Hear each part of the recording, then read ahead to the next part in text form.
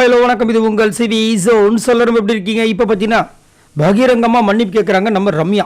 ஏன் ரம்யா வந்துட்டு பகிரங்கமாக மன்னிப்பு கேட்குறாங்க பிக் பாஸ் கிட்ட அப்படின்னா, நேற்று வந்து விஜய் சேதுபதி போட அந்த மாதிரி.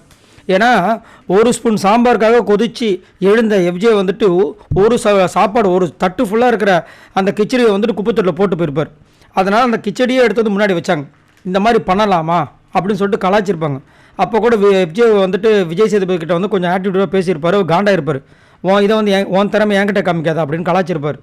ஸோ இப்போ அவ்வளோ விஷயம் போனதுனால இப்போ வந்துட்டு நம்ம ரம்யா வந்து பதறாங்க. ஏன் பதறாங்கன்னா, நேற்று வந்துட்டு இந்த சபரி வந்து அழுததுனால இந்த அம்மாவுக்கு அழுக வந்துருச்சு, வெளியே போய் அழுதுருப்பாங்க.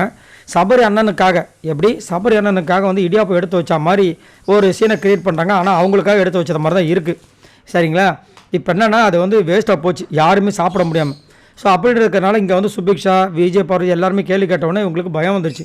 சபரிக்காக தான் எடுத்து வச்சுன்னு சொல்லிட்டு எல்லாருக்கிட்டையும் ஈச் அண்ட் எவ்ரி ஒன் கிட்ட போய்ட்டு மன்னிச்சிருங்க, இந்த மாதிரி நடக்காது அப்படி சொல்லிவிட்டு இங்கே கேமரா முன்னாடி வந்து அப்படியே ரொம்ப நல்ல குழந்த மாதிரி வந்து பேசுகிறாங்க. என்னை மன்னிச்சிடுங்க பிக் பாஸ், சாப்பாடோட அருமை எனக்கு தெரியும். நேற்று சபரி அண்ணன் அழுதுட்டு இருந்தார், அவருக்காக தான் நான் எடுத்து வச்சேன். இந்த மாதிரி வேஸ்ட்டாக போயிடுச்சு, இனிமேல் நான் இந்த மாதிரி செய்ய மாட்டேன், என்னை மன்னிச்சிருங்கன்னு சொல்லிட்டு தோப்புரம் போடுறாங்க. என்னடா இது? அப்பட்டமாக தெரியுது நடிப்பு மாதிரி. ஏன்னா அது ஒரு மாதிரி சிரிச்சுட்டு நெக்கலாக பண்ணுவாங்க. என்னத்தை சொல்ல.